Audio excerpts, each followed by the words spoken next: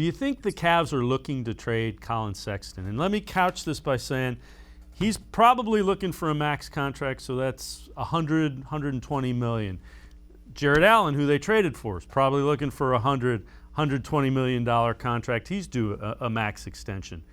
You've got a couple of guys that are going to be looking for $100 million contracts, and that's $10 million a win because Cavs only won 20-some games a season ago.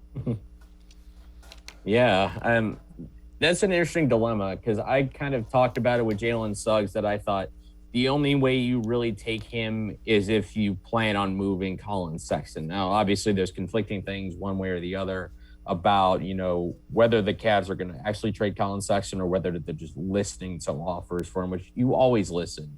You're always listening. You're always looking for ways to improve a team, especially when you've been one of the worst in basketball for the last 3 seasons. But I think if you take Jalen Suggs, you're drafting him to at the very least be the 2 guard. And I think he could be a very good 2 guard.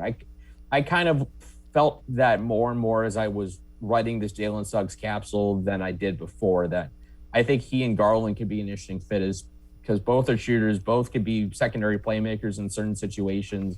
Suggs brings a lot more defense to the table, and he's a very good athlete. Garland's still a very good one. But when it comes to Sexton, that whole thing is murky. I mean, I have no issue paying Jared Allen what he needs to be paid. I think he's, the modern center that you're looking for. You're looking for a guy who can run the floor. You're looking for a guy who can block shots. We see elements of a 3-pointer he's working in. There's no reason to think that in a couple of years he can't be a guy who shoots the 3 with quality. I don't expect he'll throw up as many threes as we've seen Brook Lopez do with what he's done in Milwaukee, but Allen is certainly a guy I would keep around. Sexton is more interesting because we know he's a scorer. We know he's a tireless worker. Is that worth a max when there's questions about, his defensive upside, his playmaking upside?